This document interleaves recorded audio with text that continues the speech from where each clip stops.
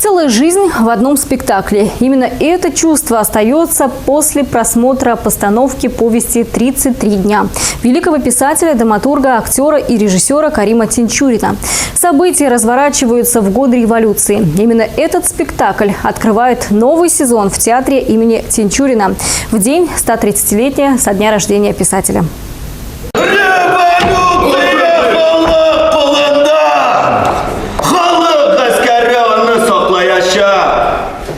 Каждое слово актера вместе с костюмами и световым сопровождением переносит зрителя в 1918 год. Тогда после взятия Казани белочехами контрреволюционные силы выступили против советской власти рабочих и трудящихся. Именно через эти исторические события передаются глубокие душевные переживания татарского интеллигента и молодого писателя Сулеймана Темирбаева.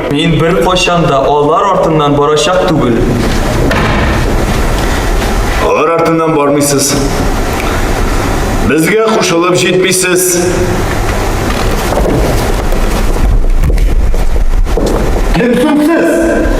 Прототипом для образа Сулеймана является сам Карим Тинчурин. Соответственно, на актера, исполняющего эту главную роль, ложится огромная ответственность. А досталась она лауреату государственной премии имени Мусы Джалиля Артему Пискунову. За кулисами перед началом спектакля он, как и вся остальная труппа, уделяет внимание разминке речи.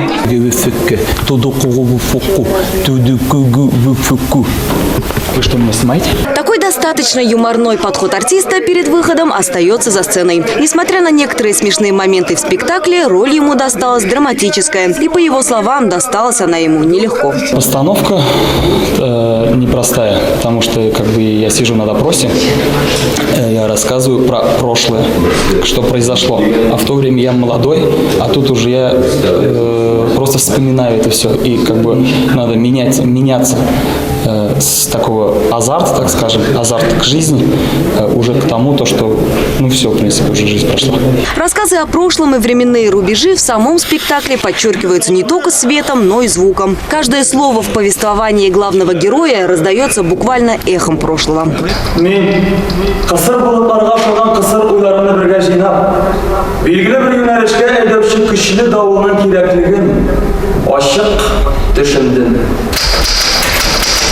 Стук печатной машинки, звон колокола над дверью вместо дверного звонка и декорации в морском стиле. Все это продуманный ход талантливого и опытного режиссера Рашида Загидуллина. Тонкая линия, связанная со сравнением России в революционное время с тонущим кораблем. Художник Сергей Геннадьевич, один из ведущих наших художников-сценографов татарстанских, лауреат всех возможных премий и всех званий, он сделал такую символическую, метафорическую декорацию, очень напоминающую тонущий корабль,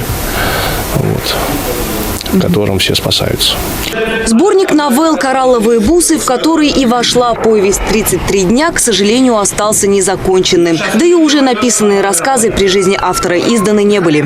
Сам коллектив театра имени Тинчурина надеется, что произведение, представленное зрителю, будет полезно и интересно тем, что в нем отражены малоизвестные страницы из жизни республики. Бюджет спектакля составил более 1,5 миллиона рублей. Прийти и погрузиться в революционный период России может каждый желающий. 15 и 16 числа в сентябре, 12 и 22 числа в октябре. Цены на билеты от 300 до 1000 рублей. Сам спектакль войдет в регулярный репертуар театра.